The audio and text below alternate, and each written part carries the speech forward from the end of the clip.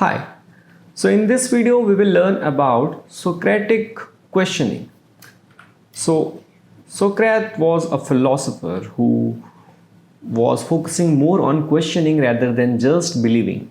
So in this method what happens we have to guide students to discover the truth themselves through carefully layered questions rather than just giving them a direct answer. So instead of giving a direct answer, you will ask another question. That question will probe, will focus, will force the student to think or to move towards the right answer. Let's see how we are going to generate Socratic questions. So suppose this is you will prompt. A student has a misconception that this happened. Give me a probing question or Socratic question. So these are the keywords that you have to use. You can also write like give two questions that force students to clarify their own concept of this. So let's try.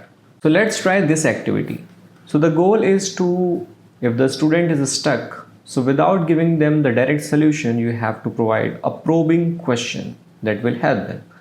So suppose a student says कि plant grow because they eat soil. So you know there is a misconception.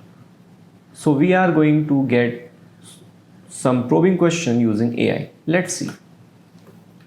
So teacher can prompt, okay, student has this misconception. Instead of telling them they are wrong, give me probing question that will help them discover the truth on their own. Let's see. I'm going to chat GPT and I'm doing copy paste because I want to save time. So I'm prompting a student has a misconception that plant grow because they eat soil. Okay, so now I want 3 probing questions and let's see what is the output. So I have 3 probing questions. Let's see if it makes sense or not. If plant get their food from soil, why do plant in the same soil grow differently when one gets sunlight and other in the dark? Not so good. When a seed first starts growing in water without soil, where do you think it gets the energy to begin growing? Okay, if a plant keeps taking food from the soil, why doesn't the soil level in the pot decreases? Oh, this makes sense. So I agree with the third one. Maybe I have to think more if I have to agree with the first and second, but third makes sense. The question will help students to reach to the truth. But always remember, you cannot accept all the responses of AI. The technology has provided you the output, but you are the SME.